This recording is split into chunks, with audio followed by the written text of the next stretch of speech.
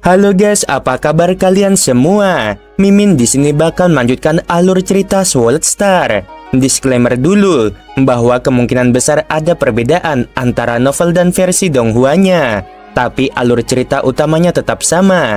Jadi tanpa ragu, Mimin akan membawakan alur ceritanya. Cairan roh pembersih begitu memasuki mulut Lo Feng langsung menyebar ke seluruh tubuhnya, seakan ada aliran bening yang menembus lapisan terdalam dari dirinya, menyapu langsung ke inti jiwanya. Lo Feng tertegun, napasnya terhenti sesaat. Ia memang sudah mendengar sedikit dari gurunya tentang fungsi cairan roh pembersih. Namun saat benar-benar merasakannya, ia masih sulit percaya. Buah roh kristal primordial memang ajaib, bisa meningkatkan kecepatan berpikir puluhan kali lipat sambil menjaga kejernihan pemahaman. Tapi cairan roh pembersih ini berbeda. Sasaran utamanya bukan pikiran, melainkan jiwa.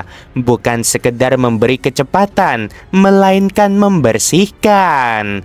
Pembersihan jiwa, menghapus kekeruhan, menyingkirkan benang-benang pikiran yang tak terkendali. Gumam Lo Feng lirih, seakan sedang berbicara kepada dirinya sendiri.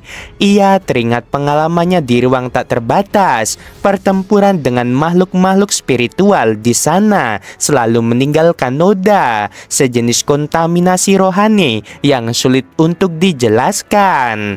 Ia sudah berkali-kali melatih dirinya dengan cara membersihkan noda itu, bahkan menggunakan teknik pemurnian hati kehancuran agung. Tapi semua itu hanya menghasilkan kemajuan yang sangat lambat. Menghapus pengaruh roh luar itu mudah, tapi membersihkan pikiranku sendiri, pikiran yang tak terhitung jumlahnya selama bertahun-tahun, itulah yang tersulit. Kini, dengan cairan roh pembersih, ia merasakan sesuatu yang berbeda. Selama efek cairan itu bekerja, pikirannya yang kacau mulai terurai satu persatu.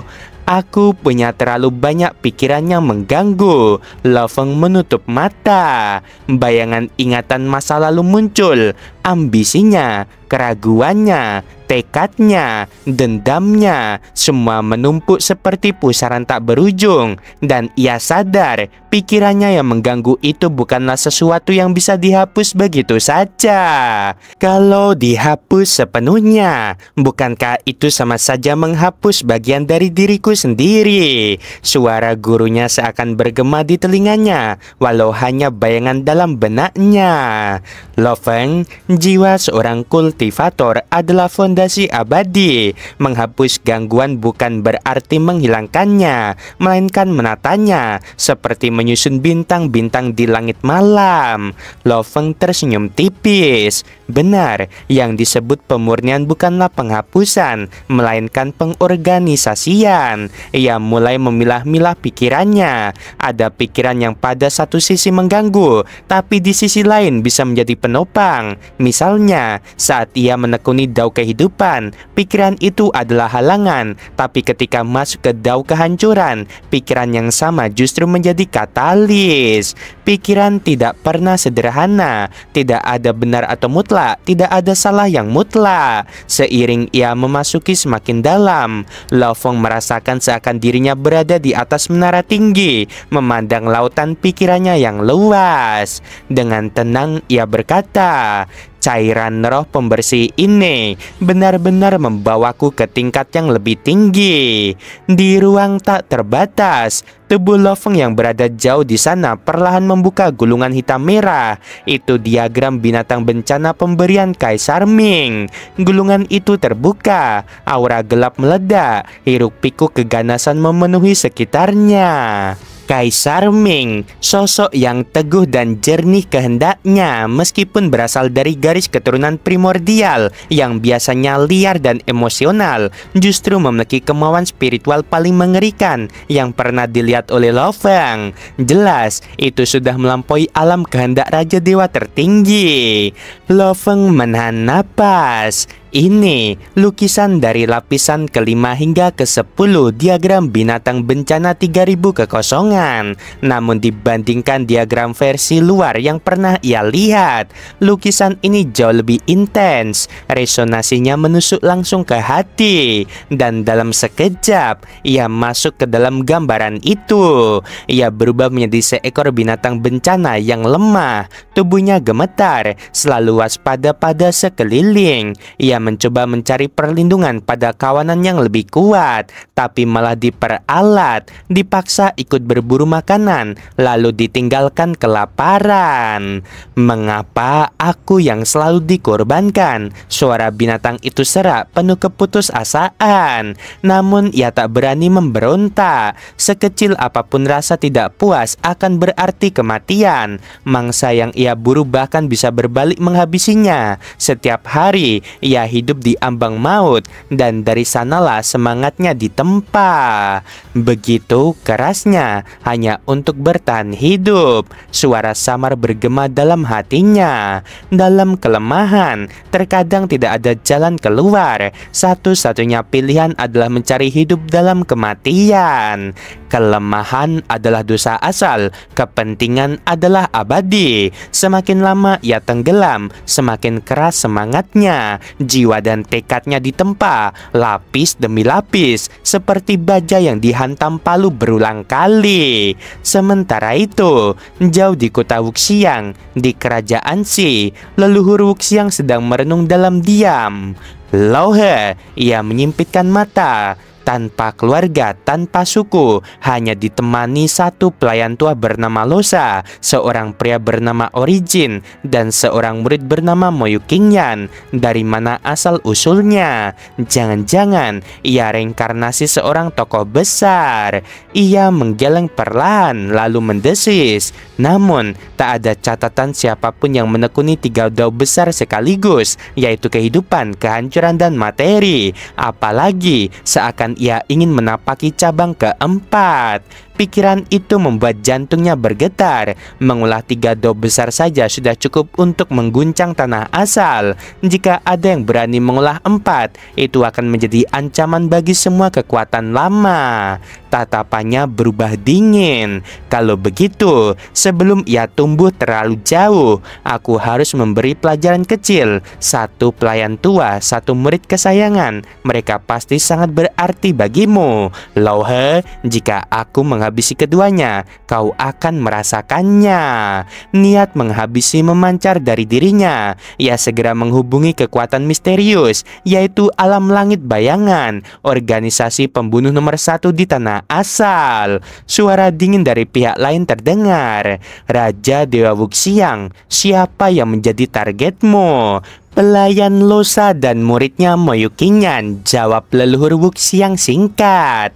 Alam langit bayangan terdiam sejenak lalu berkata, kalau Saint Agung Lauhe sendiri yang kau minta kami habisi, peluangnya hanya 50%. Biayanya 1000 kristal primordial. Gagal atau berhasil tidak ada pengembalian. Wuxiang tertegun mendengarnya. Jumlah itu bahkan membuat Raja Dewa sekali berdirinya berpikir ulang. Tidak perlu, habisi saja pelayan dan muridnya. Baiklah, jawab suara itu. Losa yang mungkin reinkarnasi, biayanya 500 miliar pasir kosmik. Moyu Qingyan 100 miliar, total 600 miliar. Bayar sekarang, kami bergerak sekarang. Tatapan Wuxiang berkedip dingin. 600 miliar cukup adil. Baiklah, aku setuju. Di saat yang sama, di ruang tak terbatas, Lo Feng tengah tenggelam dalam pemahaman diagram binatang bencana. Tiba-tiba tanda di telapak tangannya berkelebat, mengirimkan informasi baru. Lo Feng mengaktifkan tanda di telapak tangannya. Seketika sebuah cahaya beriak muncul, menyingkap gudang harta karun luar angkasa tak terbatas di hadapannya. Layar tak kasat mata terbuka, menampilkan daftar warisan dan sumber daya yang padat seakan bintang-bintang berjejal di langit malam. Begitu banyaknya warisan, Lo Feng menatap, napasnya sedikit tercekat. Namun semua hanya dapat dilihat sesuai jumlah poin hadiah yang kumiliki. Tulisan bercahaya perlahan muncul satu persatu, lalu deretan nama lain terus bermunculan. Bentuk kehidupan 8 kesengsaraan kesengsaraan, bentuk kehidupan dunia, dan peta evolusi kehidupan. Lo Feng membaca sambil menggumam, matanya berkilat. Warisan kesempurnaan di alam kedua Raja Dewa rata-rata butuh 10.000 poin, warisan kelas khusus sekitar 3.000, sedangkan warisan kelas atas hanya 500 untuk alam kedua, tapi bisa melonjak jadi 10.000 di alam tertinggi. Ia terdiam sejenak, lalu tersenyum tipis. Tidak heran, guru memberiku bentuk kehidupan 8 kesengsaraan dan pemusnahan 72 pedang secara cuma-cuma. Jika dihitung, nilainya mencapai 20.000 poin, kekayaan yang tak ternilai. Namun senyumnya segera memudar. Bagi para makhluk purba, mendapatkan poin di sini terlalu sulit. Mereka harus berburu makhluk asli satu persatu. Setiap pembunuhan hanya bernilai 5 poin. Tak heran, mereka menganggap tempat ini biasa saja, meski masih tergoda oleh warisan kesempurnaan dan kelas khusus. Tanpa ragu, Lo Feng mengangkat tangannya. Tukarkan 3 warisan kelas khusus. Kilatan cahaya berputar dan 3 gulungan muncul. Yang pertama, peta evolusi kehidupan, warisan kelas khusus Dao kehidupan. Yang kedua, tubuh binatang Chaos Hole, warisan kelas khusus Dao kehancuran. Destruction Wanderer yang ketiga merupakan warisan kelas khusus Dao kehancuran. Lo Feng tersenyum puas. Sekarang aku memiliki 2 warisan Dao kehidupan, 2 Dao kehancuran. Meski warisan kelas khusus hanya sampai alam tertinggi Raja Dewa, itu cukup untuk memperdalam fondasiku. Ia mengepalkan tangan, matanya menatap jauh ke depan. Dengan ini, wujud kehidupanku bisa berkembang lebih jauh. Tujuan berikutnya memahami bentuk dunia 10 penjuru. Namun, ia juga sadar, teorinya sederhana, tapi praktiknya bahkan banyak Raja Dewa yang hanya bisa menguasai 3 atau 4 cabang kehidupan. Untuk meraih 10 hampir mustahil. Meskipun begitu, Lo Feng tak gentar. Biarpun gagal, setiap langkah akan memperkaya pemahamanku. Itulah jalanku. Di kota Angin Zhan, Mo Yuqingyan dan Zhang Yunge akhirnya berpisah dari keluarga besar mereka setelah 1000 hari penuh jamuan dan undangan. Kini bersama Morosa, mereka menumpang perahu terbang menuju kota Huyang. Aku hanya berniat tinggal 20 hari, tapi ternyata lebih dari 1000 hari, keluh Mo Yuqingyan sambil tersenyum getir. Itu karena keluargaku terlalu banyak, Sang Yunge terkekeh. Setiap kali ada jamuan, ayahku tak kuasa menolak. Morosa duduk santai, menyeruput minuman yang dituangkan pasangan muda itu. Namun tiba-tiba, alisnya berkerut. Ia merasakan sesuatu. Ada bayangan bersembunyi dalam ruang. Aura samar mendekat, dingin dan penuh ancaman. Morosa menahan napas, wajahnya menjadi serius. Bukan kultivator biasa, setidaknya setingkat Raja Dewa. Ini tidak bagus. Apakah ini karena Tuan? Dengan cepat ia mengirim pesan lewat kehendak spiritual. Tuan, ada sosok kuat yang membuntuti kami. Jika engkau tidak segera turun tangan, aku tak bisa terus menyembunyikan kekuatanku. Dalam ruang meditasi, Lo Feng membuka matanya. Ada yang berani menyerang muridku. Di telapak tangan Mo Yuqingyan, tanda tetesan air tiba-tiba bergetar, lalu keluar dari kulitnya dan melayang di udara. Apa itu? Sang Yunge terkejut, matanya membesar. Bayangan hitam menembus dinding kabin, melesat ke arah mereka, hendak menyeret Qingyan, Yunge, dan Morosa sekaligus. Namun sebelum sempat menyentuh, suara berat bergema. Kau cukup berani. Tetesan air berubah menjadi sangkar, menutup rapat bayangan itu. Bayangan itu terperangkap, tubuhnya bergetar sebelum akhirnya menampakkan wujud. Lohe, jadi kau benar-benar menjaga muridmu dengan avatar. Kau sungguh memperhatikan dirinya. Lo Feng menatap tajam, matanya dingin. Identitasmu disembunyikan dengan rapat. Apakah kau seorang asasin? Bayangan itu menyeringai. Benar, Aku dari alam langit bayangan dan sekarang tubuh sejatiku akan turun. Mari lihat apakah kau bisa melindungi mereka dari tanganku. Lo Feng jelas merasakan tekanan dahsyat yang turun dari langit. Kekuatan itu seolah mampu mengikis segalanya, membakar fondasi dunia, dan menelan hukum ruang itu sendiri. Jika ia mengandalkan tubuh sejatinya, mungkin ia bisa menahan serangan ini secara langsung. Namun dengan hanya sebuah avatar, keyakinan itu terasa rapuh. Murusa, siapkan rencana cadangan, ucap Lo Feng lirih tapi tajam. Murusa yang awalnya ingin menyaksikan pertarungan justru merinding. Suara itu bagai vonis yang membelah hati. Ia tahu betul apa artinya. Identitas sejatinya sebagai binatang sektor baru akan diungkap di tanah asal ketika mereka telah benar-benar berdiri di puncak kekuasaan. Namun ia dan tuannya telah menyiapkan jurus pamungkas. Saat itu tiba, mereka akan bertukar peran. Lo Feng menjadi Murusa dan Murusa menjadi Lo Feng. Dengan begitu, Murusa akan bebas melepaskan kekuatannya yang paling menakutkan. Baiklah, Murusa menunduk, matanya berkilat penuh gairah. Aku menunggu perintahmu. Belum saatnya, awasi saja mereka. Jawab Lo Feng dingin, lalu tubuhnya melesat meninggalkan kapal terbang. Mo Yuqingyan dan istrinya menatap dari kapal terbang. Wajah mereka tegang. Bagi mereka, bentrokan di tingkat Raja Dewa bukan hanya sebuah tontonan. Itu adalah malapetaka yang bisa menentukan hidup dan mati. Jika keadaan memburuk, Murusa melirik sekilas ke arah pasangan itu. Suaranya dingin namun berwibawa. Aku akan menyeret kalian ke dalam harta karun spasial. Bersiaplah. Baik guru kedua, jawab mereka serentak. Meski kegugupan tak bisa disembunyikan. Di angkasa, Lo Feng berdiri tegak tanpa senjata di tangan. Dari kejauhan, kabut abu-abu yang luas menjulang bagai samudera kegelapan, menyebarkan aura jahat yang mampu mencemari segalanya. Lo Feng menatap lurus ke depan. Aku tahu ada banyak makhluk kuno di tanah asal, tapi aku tidak mengenalmu. Kudengar alam langit bayangan punya teknik rahasia untuk menyembunyikan identitas para anggotanya. Itu menarik sekali. Kabut itu bergemuruh, perlahan membentuk wajah besar yang menatapnya dengan dingin. Banyak hal yang tak kau pahami, bocah. Suara dari kabut itu mengguncang langit. Siapa yang menyewa alam langit bayangan untuk melawanku? Tanya Lo Feng dengan nada menekan. Mengejar pelayan dan muridku itu tindakan hina.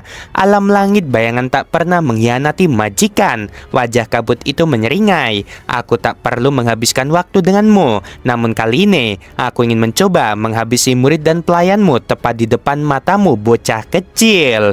Tatapan Lo Feng mengeras. Kalau begitu jangan menyesal. Saat aku bergerak, aku tak akan menahan diri. Tawa kabut abu-abu bergema mengguncang bumi. Apakah kau pikir kau layak bicara soal menahan diri? Seiring gelombang suara itu, aturan langit dan bumi mendadak berubah. Dunia di sekeliling mereka seketika menjadi abu-abu, seolah kehidupan direnggut paksa. Ini buruk, bisik Mo Yuqingyan dari dalam kapal terbang. Sang Yunge meraih tangan suaminya. Qingyan, apakah ini akhir kita? Mo Yuqingyan menatap istrinya dalam-dalam. Wajahnya tenang meski hatinya bergejolak. Kalau guru tak mampu bertahan, kita pun tak akan bisa selamat.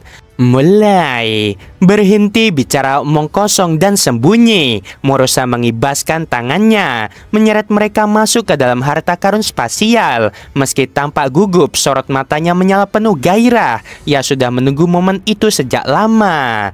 Tuan, suaranya bergetar penuh semangat. Apakah saatnya menjalankan rencana cadangan itu? Belum, jawab Lo Feng singkat. Murusa tertegun. Apakah Tuan masih menyimpan jurus lain? Dunia kelabu terus merengut, menyelimuti segalanya. Namun tepat saat itu, tubuh Lo Feng perlahan memudar. Lalu dunia tetesan air seluas triliunan kilometer tiba-tiba lahir, melindungi kapal terbang dan menekan kabut abu-abu yang menggila. Di tengahnya, wajahnya muncul siluet Lofeng. Suaranya bergema dingin. Pemahamanmu tentang hukum tampaknya rata-rata saja. Dengan sekejap tubuhnya pecah menjadi 360 avatar, masing-masing memegang pedang cahaya tajam bagai mengiris dimensi. Dalam sekejap 360 garis cahaya pedang melesat, membentuk formasi pedang yang menakutkan, langsung mengiris kabut abu-abu. Mustahil, wajah kabut itu berubah ngeri, tubuhnya terkikis oleh formasi. Hanya dengan sebuah avatar, kau sudah mencapai kekuatan ini. Namun meski terkoyak, cadangan energi tubuh sejatinya terlalu besar. 360 cahaya pedang pada akhirnya terkikis, musnah bersama. Sayang sekali, kabut itu tertawa muram. Kau hanya avatar, murid dan pelayanmu tetap akan mati. Saat kabut itu hendak menelan kapal terbang, tatapan Lofeng berubah tajam. Teknik rahasia Li Yuan meledak. Sebuah binatang raksasa bergulir dari langit, menghantam kabut abu-abu. Jeritan wajah kabut itu terdengar. Sebelum hancur total, kehendak spiritualnya lenyap tanpa bekas. Yang tersisa hanyalah gumpalan kabut abu-abu pekat, bergetar lemah seolah cairan hidup. Murusa muncul di samping tuannya dan terperangah. Tuan, apakah ini benar-benar entitas tingkat Raja Dewa? Aku tidak tahu, jawab Lofeng tenang, mengulurkan tangan dan menyegel kabut itu. Namun begitu kabar kematiannya menyebar, kita akan tahu siapa dia. Tuan, bolehkah aku memakan jasad ini? Mata Murusa menyala penuh nafsu. Nanti, biarkan aku mempelajarinya terlebih dahulu, jawab Lofeng dingin. Untuk sekarang, jaga agar berita ini tetap rahasia. Aku tidak ingin orang lain tahu aku baru saja menghabisi seorang Raja Dewa. Lofeng menatap kabut yang kini terkurung di telapak tangannya. Ia menghela napas panjang. Ini adalah pertama kalinya sejak tiba di tanah asal ia menghabisi seorang Raja Dewa, meski hanya dengan sebuah avatar.